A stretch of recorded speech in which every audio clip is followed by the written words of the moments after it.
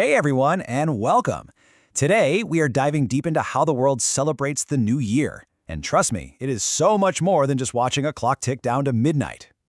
So, when I say New Year's, what's the first thing that pops into your head? Probably a giant, glittery ball dropping in Times Square, right?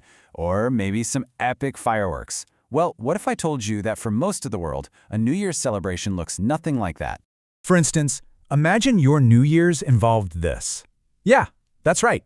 In Denmark, people go around smashing old plates on the doorsteps of their friends and family, on purpose. Or how about this one? In certain parts of Switzerland, it's a popular tradition to just drop a big scoop of ice cream right on the floor as the clock strikes 12. And then there's this, probably the most unexpected tradition of all. In a town in Chile, a lot of families celebrate the new year in a cemetery. So, smashing plates, dropping ice cream, and hanging out in cemeteries, what in the world is going on here? Well, that's exactly what we're about to find out. But first things first, we gotta get our calendars straight. The idea of New Year's isn't just a January 1st thing. That date comes from the Gregorian calendar, but lots of cultures ring in the new year at totally different times. You've got Songkran in Thailand in mid-April. In parts of India, Ugadi is in March or April, and then Diwali marks the new year in the fall. It just goes to show you the feeling of a fresh start is universal, even if the date isn't. Okay, now let's get to one of my favorite parts of these celebrations, the food. You know, in so many places, what you eat for New Year's isn't just a meal. It's like you're literally eating your hopes for the future. Take Spain, for example. It is all about the 12 grapes of luck. And this is a race against time. As the clock starts chiming at midnight, you have to eat one grape for every single chime. If you can stuff all 12 in by the final bell, boom, you've supposedly locked in 12 months of good luck. Talk about a high-pressure snack. Then you go over to Japan, and their New Year's meal, Osechi ryori, is just a masterclass in symbolism. I mean, nothing on that plate is there by accident. The curve of a shrimp's back looks like an elderly person, so that's for a long life. All those tiny eggs in herring roe, that's a wish for lots of children. Black beans symbolize health, and the holes in a lotus root, they represent a future with no obstacles. You are literally eating your wishes. Now here's a really thoughtful one. In the Indian state of Andhra Pradesh, they welcome the new year with a special drink that has 6 very distinct flavors. You've got bitter, salty, sour, spicy, sweet, and fragrant, all mixed together.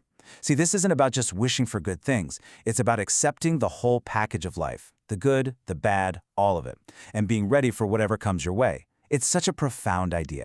All right, so besides bringing in good fortune, a huge part of New Year's is about kicking out the bad stuff from the year before. It's like a full spiritual and psychological spring cleaning. And people get pretty dramatic about it. Some cultures literally burn the past away. In Ecuador, they make these big dummies called Año Viejo, or Old Year, and they often make them look like unpopular politicians or celebrities. Then at midnight, they light them up. It's a symbolic way of just torching all the negativity from the last year. Others prefer to wash it away. In Cuba, people chuck buckets of water out their windows to cleanse their homes. And of course, in Thailand, the Songkran festival is basically one giant, joyful, nationwide water fight for purification. And that brings us right back to Denmark. Remember those smashed plates? Well, now it makes sense. It's not angry, it's actually an act of love and cleansing. People save up their chipped and unwanted dishes all year long. Then, on New Year's Eve, they make the rounds and smash them on their friends' doorsteps. The bigger the pile of broken china at your door, the more friends you have, and the more good luck you'll get. It's a loud, messy, and pretty wonderful way to say out with the old. Okay, let's get into some of the most charmingly specific rituals out there. This is where things get really fun and maybe a little weird. So, you want to get lucky? Well, in Scotland, it all comes down to first footing. Your luck for the entire year hinges on the first person who walks into your house after midnight. You're hoping for a tall, dark-haired man bringing gifts. Meanwhile, in Latin America, your underwear choice is critical. Pink in Argentina if you're looking for love, yellow in Colombia if you're after money. And if you're in Colombia and want to travel more, easy. Just grab an empty suitcase and take it for a quick walk around the block. That's it. But you know, it's not all about food and quirky rituals. Some traditions tap into something much, much deeper. They're about connecting with our past, with our loved ones, even across the boundary of time itself. And this is maybe the most moving example. Remember Chile? Well, in the town of Talca, this tradition started back in 1995. A family decided they wanted to spend New Year's Eve at the cemetery to be with their father, who had just passed away. Word got out, and today the town mayor actually opens the cemetery gates, and hundreds of families come to share that moment with their ancestors, lighting candles and having a quiet dinner right there by the gravesides. And the reason behind it is just so powerful. It's not about being sad or morbid. For them, it's a way to find comfort, to feel close to the people they've lost, and to reignite their own love for life. It's this incredible act of turning remembrance into hope for the future. So we've seen it all. Feasting, smashing, burning, remembering. But what's the common thread here? What ties all these incredibly different traditions together? Well, it all comes down to the psychology of a fresh start. Think about it in a modern way. Think about your own New Year's resolutions. We all make them, right? We say we're going to go to the gym, save money, learn a new language. But look at this number.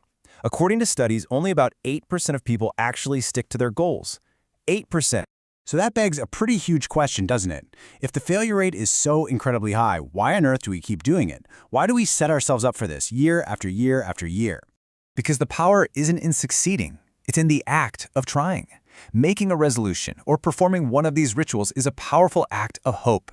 It's pure optimism. It's us believing the future can be better than the past. It creates intention. It gives us a sense of responsibility. And more than anything, it's a declaration of our own determination.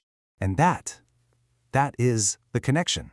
Whether you're frantically eating 12 grapes, smashing a plate on your friend's porch, or sharing a quiet moment with your ancestors, you are doing the exact same thing. You are setting an intention for a better year. These ancient rituals and our modern resolutions, they come from the very same, very human need for a fresh start. So as we wrap this up, it all comes down to one simple idea. All of these traditions, from the silly to the sacred, are just different languages for the exact same feeling, hope. And that makes me wonder, what's your tradition, big or small, old or new, for finding hope in the new year?